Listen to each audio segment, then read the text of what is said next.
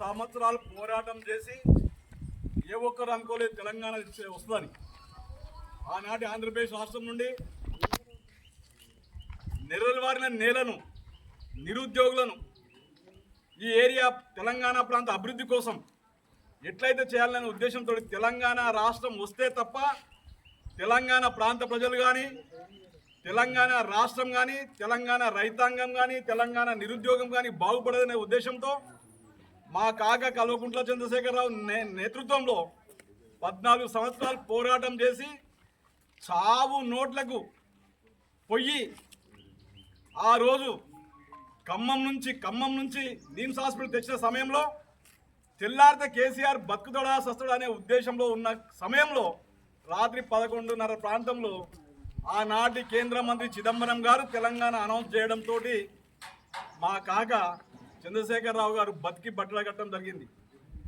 వచ్చిన తెలంగాణలో 10 సంవత్సరాలు తెలంగాణ రాష్ట్రాన్ని అభివృద్ధి చేసి ప్రతి ఇంటికి, ప్రతి గ్రామానికి, తెలంగాణ ప్రాంతంలోని ప్రతి ఇంటి మహిళ కిచెన్ రూమ్లకు మిషన్ భగీరథ, మిషన్ కాకతీయ పేరుతోటి నీళ్ళు ఇవ్వడం జరుగుతుంది.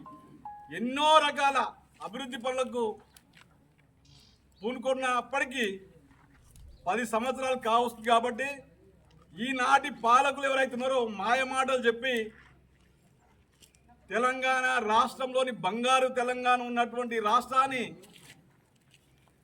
ఓడించడం వల్ల ఈరోజు గత 2 సంవత్సరాలు ఏం జరుగుతలేదు. కాబట్టి రాబోయే రోజుల్లో తప్పకుండా కేసీఆర్ గారి నాయకత్వంలో మళ్ళీ తెలంగాణ రాష్ట్రం ఏర్పడుతుంది. కేసీఆర్ గారు ముఖ్యమంత్రి అవుతారు. మీరందరూ ఎలాంటి ప్రలోభాలకు గురి కాకుండా, ఎలాంటి ఇబ్బందులకు, బాధలకు గురి కాకుండా కేసీఆర్ గారికి గులాబీ జెండాకు అండగా ఉండి తెలంగాణ ఉద్యమంలో మీరు సీనన్న కానీ, సతీష్ కానీ, మోహన్ రావు కానీ సహకరిస్తూ మండల్లో మీరు ప్రధాన భూమిక పోషిస్తారని ఆశిస్తూ ఈరోజు పెద్దతూప్రా గ్రామ పంచాయతీలో కేకే బస్తీ అనే గ్రామంలో మరియా సదన్ అనే వృద్ధాశ్రమం 2004లో ఏర్పాటు చేయడం జరిగింది.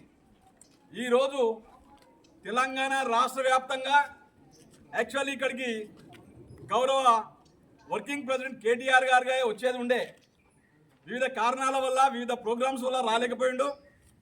కాబట్టి ఈ రాబోయే రోజుల్లో ఖచ్చితంగా కేటీఆర్ గారిని, కేసీఆర్ గారిని ఇక్కడ తీసుకొస్తామని మాట ఇస్తూ జై తెలంగాణ.